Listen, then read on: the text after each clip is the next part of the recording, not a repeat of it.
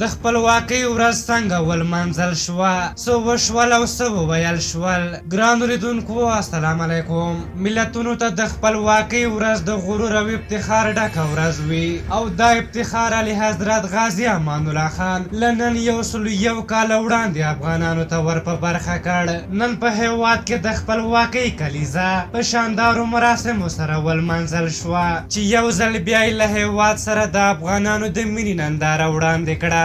نن سهار د هېواد جمهور رئیس محمد اشرف غني په دفاع وزارت کې د ازادۍ څلي ته د ګورونو ګېډۍ کېښوده خو وینا یې ونه کړه. خو په ولایتونو کې بیا نږدې هر ولایت کې د عامو خلکو او د ولایت د چارواکو له لوري پراخ مراسم نیول شوي وو. خلکو له امنیتي ځواکونو سره یو ځای دغه ورځ له ملي بیرغونو، ملي اتڼونو، ورزشي سیالیو او نورو نندارو په وړاندې کولو سره ولمانځله. په ځینې ولایتونو کې فرهنګي مشاعرې او دارالمان ماڼۍ کې ځانګړي مراسم هم نیول شوي وو او د کابل په شمول په بېلابېلو سیمو کې اورلوبې هم ترسره شوې. په بهر کې بیا د نړۍ دنګه ودانۍ برج خلیفه د افغانستان پر ښکلي درې رنګه بیرغ روښانه شوې وه چې په زرګونو افغانان ورته راټول شوي وو او میلې وطنونه یې وکړل. خو په دې ورځ د افغانستان دښمنانو چې د هېوادوالو هېڅ خوشحالي نشي زغملی یو ځل بیا یې پر کابل 14 راکېټونه وار کړل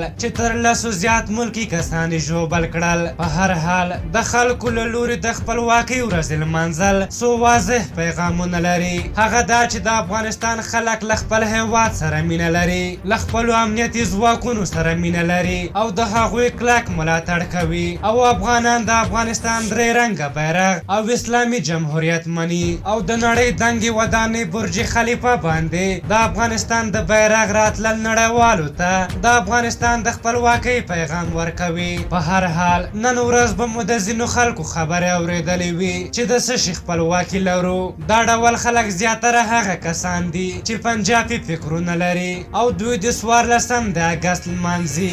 دا چې هغوی وایي د څه خپلواکي لرو هغوی ته وایو همدا چې نړۍ مو په رسمیت پیژني، ملګرو ملتونو کې استازي لرو، د نړۍ نور هېوادونه په کابل او افغانستان په نورو هېوادونو کې سفارتونه لري، پاسپورت لرو، پیژندپاڼه لرو، ملي بیرغ او ملي ځواکونه لرو. همدا خپلواکي ده. په هر حال تاسو د دغه ورځې د لمانځلو په هکله څه نظر لرئ؟ خپل نظرونه م راته په کومنټ کې ولیکئ. که زموږ ویډیو مو خوښه شوې وي ضروري لایک کړئ. تر بلې ویډیو مې په لویه بخښونکي خدای سپارم. د الله په امان.